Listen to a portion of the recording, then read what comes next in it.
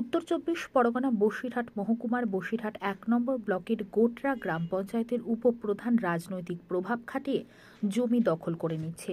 জমি উপযুক্ত নথি থাকা সত্ত্বেও কোনো ব্যবস্থা নিচ্ছে না প্রশাসন, দাবি জমি মালিকের।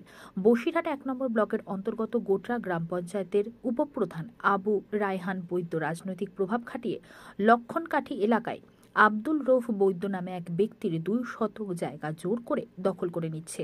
বসিরহাট তালপুকুর রোড সংলগ্ন এই লক্ষণকাঠি এলাকায় বেশ কিছুটা জমি রয়েছে। অভিযোগকারী আব্দুল রৌফ বৈদ্য বলেন, রাস্তা লাগোয়া ২ শতক জায়গা রয়েছে।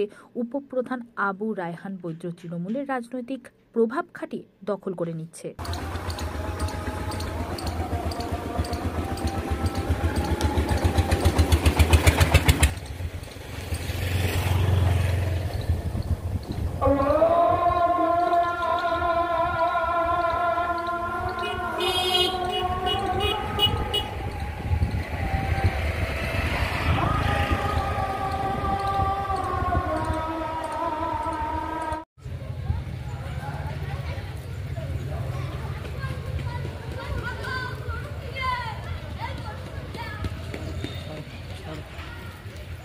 দাবি করছে যে আপনি এলাকায় জোর করে জমি দখল করে নিচ্ছেন, কি বলবেন?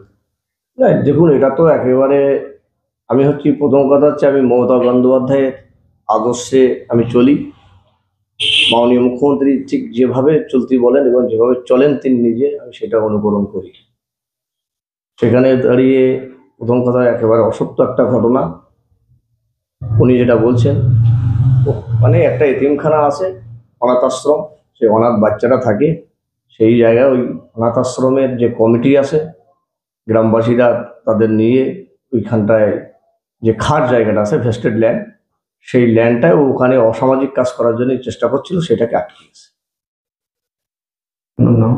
আমার নাম আবু রায়হান বৈদ্য।